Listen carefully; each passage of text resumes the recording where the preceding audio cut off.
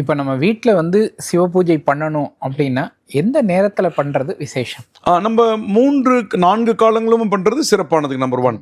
4 காலங்களும் முடியலன்னா அந்த மகாநிஷின்னு சொன்ன பாருங்க, அது வரைக்கும் அதை முழிச்சுட்டு பண்றது நல்லது. ஓ, அந்த 2வது காலம் முடிச்சு அது வரைக்கும் ஜபம் பண்ணிட்டு படுத்துட்டு திரும்பி நீங்க விடியற் காலையில் எழுந்து கூட உங்க ஜபம் பண்ணலாம். வேணும்னா கொஞ்சம் பிரேக் வேணும்னாலும் 4 மணி நேரமா தூங்கணும்பா அப்படின்னா பண்ணலாம். அதாவது மகாநிஷி வரைக்கும் கண்டிப்பா முழிச்சுட்டு இருக்கணும். முழிச்சுட்டு இருக்கணும். அதாவது இரவு 11:24 11:36 12:24 12:24 வரைக்கும் 11:36 12:24 48 minutes மகாநிஷின்னு பேருங்க.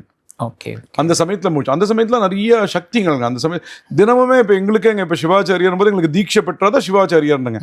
ஆச்சாரிய அபிஷேகம் பண்ணுவாங்க ஐயா.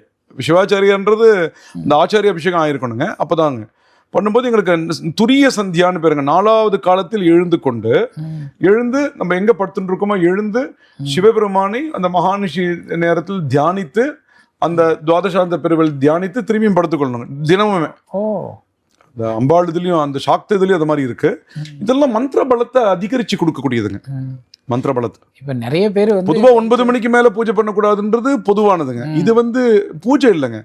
இப்ப சிவராத்திரி, நவராத்திரி, ஏகாதசினா வேறங்க, அப்போ 9 மணிக்கு மேல வேற. இது வந்து இந்த துரிய சந்தியான்றது அந்த சிறப்பாக தீட்சை பெற்றவர்கள் இது போன்று செய்வார்கள். Okay, very good.